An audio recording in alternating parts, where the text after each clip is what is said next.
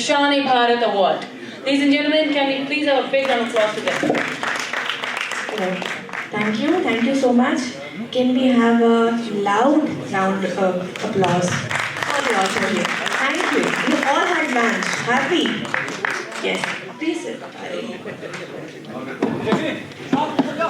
So, some years back, not many, but 5 years back, I was traveling somewhere and I read it. So it was written on wall that someday you would be big enough, older enough to start reading fairy tales again. And it was a very profound thing. If you agree with me, it's a very deep thing. Old enough. It's always like you're young enough to read fairy tales, right? But it was written, one day you will be old enough to enjoy reading fairy tales again. And it stayed with me. And I'm a storyteller. I can go on, but that's not the point. The point, sitting here next to me, is Dipali Sharma. And we are here to discuss the book Eclipsed Sun and Their Echoes. So in a world growing noisier every day, there is a voice that feels intimate, thoughtful, and deeply humane. Through her work, she reminds us that stories are not just entertainment, they are mirrors, wounds, healing, memory, and sometimes a quiet revolution. Would you agree with me? I guess I would. First of all, thank you so much for a wonderful introduction. I'm really glad you enjoyed reading it. Yes, I did enjoy it a lot, though I could just, fleetingly read it, but still, it stayed with me. So, how are you feeling today, Dipali, with, a mic in your hand and we're discussing your book today? Actually, wonderful because years back I read a book. It was called The Book Thief. I guess some of us have read it. All bibliophiles must have read the book, Dipali, I'm sure. I'm sure we all remember this quote from this book where the protagonist says that I have loved the words and I have hated them, but I guess I have made them all right. So that's exactly precisely how I'm feeling today. And it's a wonderful feeling here. Wow. Okay, so Dipali, in the book, there's such a haunting mix of beauty and darkness throughout the book. Did the story come to you first or the emotions behind it? So you were emotional first and then you wrote? Or you wrote and then you became emotional? That's what I'm asking you. I guess since you yourself are a writer, you would know the answer behind that. What happens is that there is this big void inside of us that does not really make sense. Hence we end up running away from it, but we don't know what we are running towards. So just to make sense of it, whatsoever is inside the system, howsoever we take it out of it. Some do it through painting, some through music, some through, escapism, and some try to give it meaning through writing or through their respective art forms. So I think it was exactly that. So whatsoever was going on, I wanted to put it out of the system, and once it was out, things started, making sense.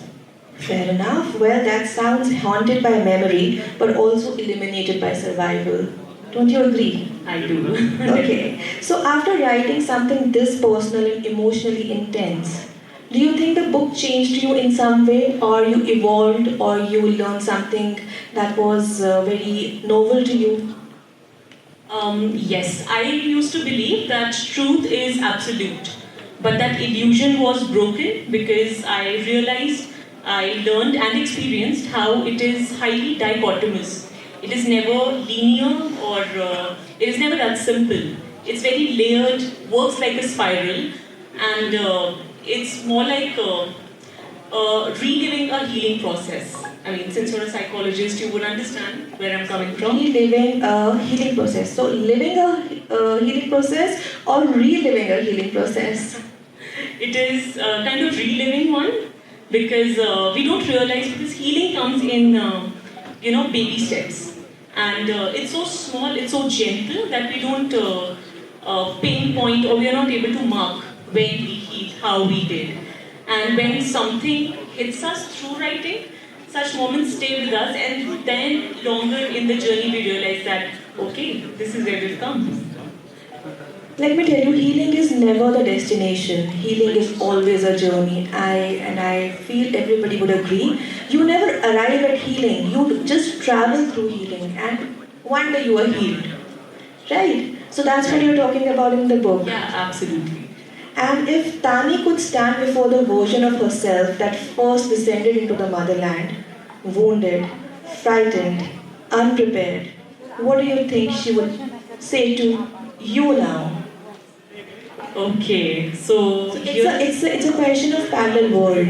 So in one world, Tani is your version, right? Now I'm talking because I love parallel worlds and I love multiverses, and my books are always about multiverses and parallel worlds. So now if Tani is in a parallel world, now tell me, would she be the same or something would change?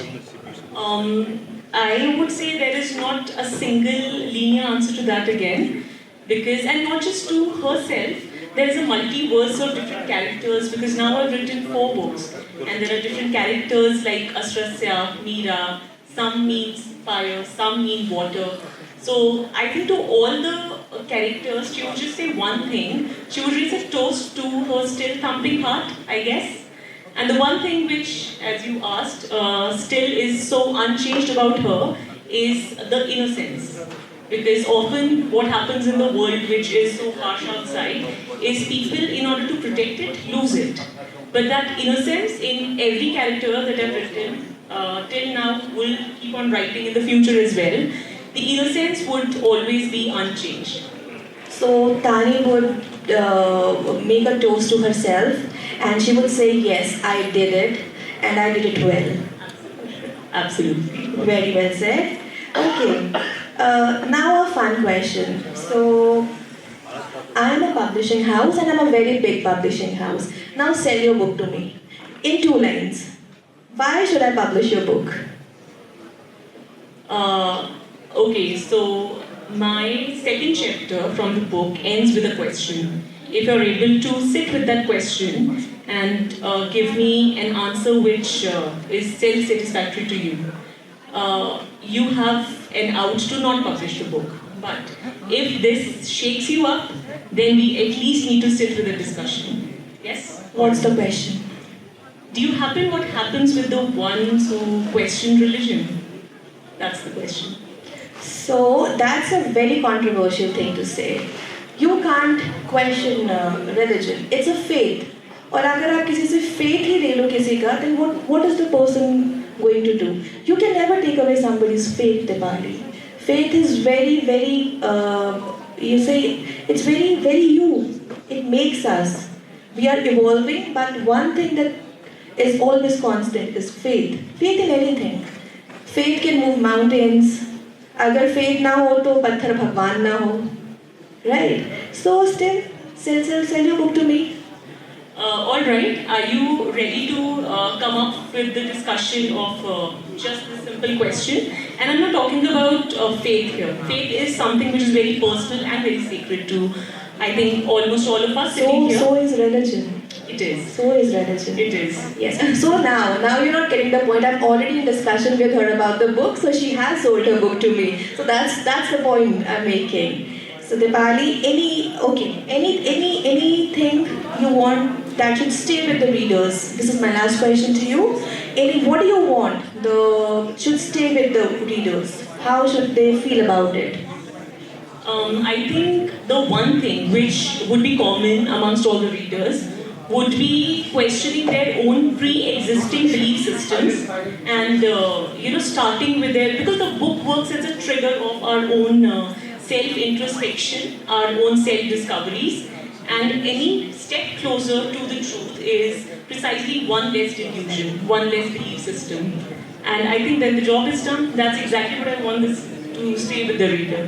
Very well said. That deserves applause. Please give her a big hand. Thank you so much, Erin. And please do read her book, Eclipsed Suns and Echoes. Their Echoes. And echoes always stay with you.